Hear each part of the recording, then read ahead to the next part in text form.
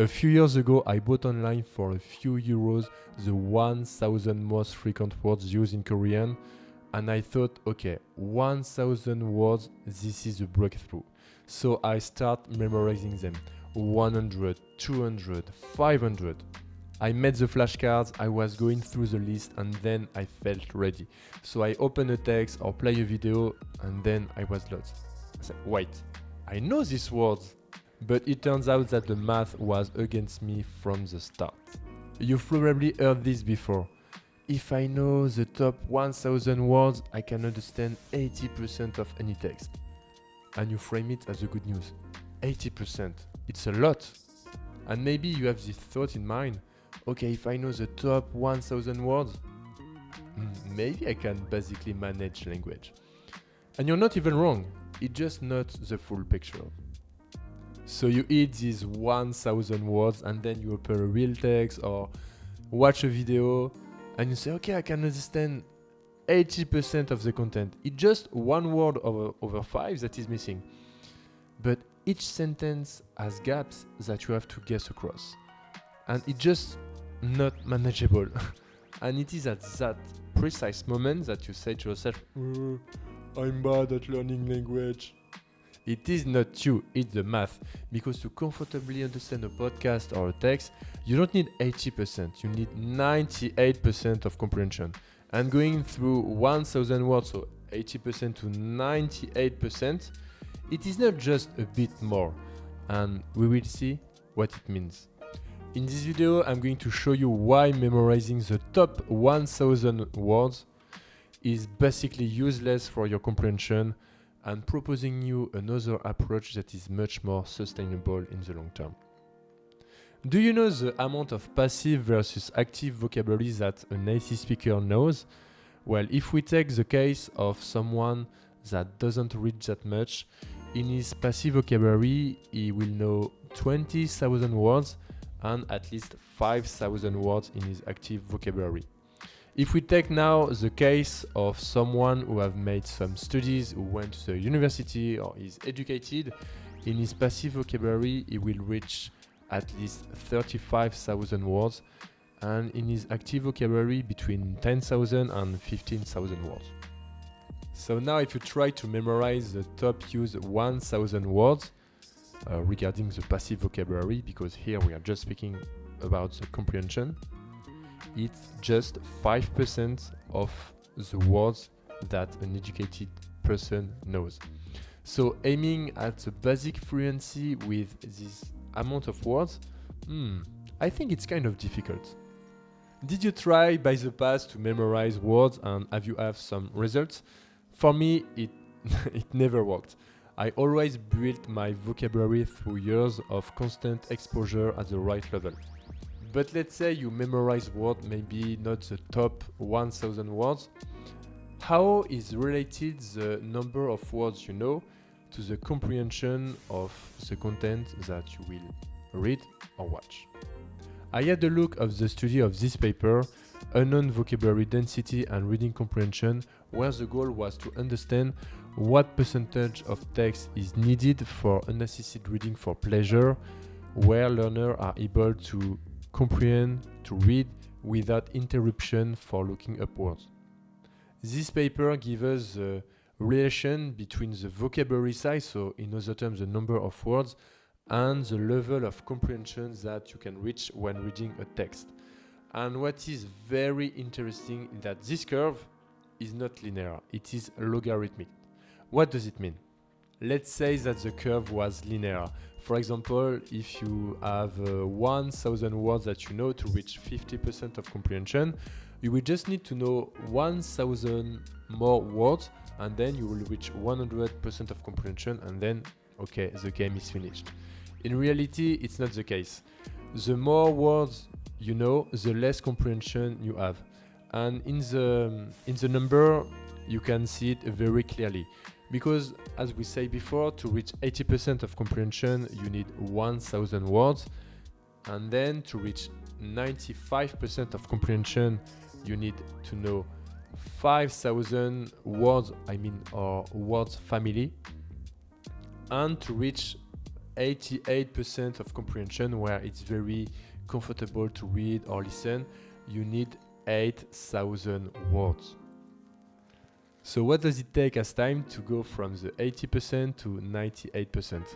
Well, going from 80 to 98%, it is not just a few more words, it's literally 8 times more words that you need to know. And these take times, because when you know the top 1000 words, it's just the high frequency words, and you have to shrink the gap between the high frequency words and the low frequency words that you will reach when you will know 8,000 words. So how does it look like now to try to read a text with missing gap according to the number of words that are missing? First, here you have 80% of all the words that are present, and I'm going to try to read this text and see if I can very well understand it. So hey, hope you're doing all right. So this was actually pretty for me. On I just at home and up on some sleep. Then in the evening I met up with a few for pizza and a of pins. Here what I can notice, it is I have to guess what is actually saying. Okay, for example, on maybe on Sunday I met a few friends at home, and I don't know, maybe it was here. I met up with a few friends for pizza and a bunch of pins. So I can guess, but definitely we are very far away from a very smooth reading. So 80%, it's a lot of guessing, it's not fun, and definitely you lack a lot of words in order to try to have a small part of comprehension. 85% is better, but you still have constant gaps. It will not, the result will be the same with the 80%. I'm not going to read this one. I'm going to read the 90%. So here we just have 10% of the words that are missing. So, hey mate, sorry. Hey mate, hope you're doing all right. So this weekend was actually pretty good for me. On, I just at home and up at some sleep. Then in the evening, I met up with a few friends, I guess, for pizza and a couple of pins. Sunday morning, I took the Eurostar over to Paris for a quick day trip. So I guess I took the train Eurostar over to Paris for a quick day trip. It only takes about 2.5 hours, which still amazes me every time, maybe. I spent an hour at the museum, so it's the name of the museum, since I've always wanted to see the, I don't know, amazing painting, for example, there. So 90% is, it's readable, but it's still exhausting. You have to work for having the comprehension you want to grasp. It is the minimum percentage of what you want to have in order to read or even for listening. So now if you have 95%, it's a threshold where the reading begins to be mostly fine. You can see we just have a few words. For example, if I take this one, later I met up with this lady I've been chatting to maybe online or from several months. We had a coffee near the scene and she was lovely company. So even if here you have a missing word, you can understand, okay, they took a coffee, you know where, and you know how all of this was happening. It was a lovely company. Got back to London by evening, because it was London, I guess. Go back to London by evening. Tired but glad I made the most of the weekend. So 95%, it's a good percentage to be mostly fine. And then if you end up with 98%, here it's very smooth. You have just a few words that are missing, but definitely it's okay. For example, on Saturday, I just sit at home and grasp up or maybe or spend time up on some sleep. I don't know, I'm not sure about my English, but I get the meaning of the sentence even if the word is missing. So I would just explain, the road is long. Knowing all this word takes time, and sometime on the way on your learning journey, you can have the feeling to make no progress. And this is not true. You are making some progress. They are just not visible because the comprehension is not a function that increases linearly. But now you know the math, you know how the number of words and the comprehension are connected to each other, and you can use these metrics in order to assess your progression in your language learning journey. So you can set other metrics than just, do I understand this content?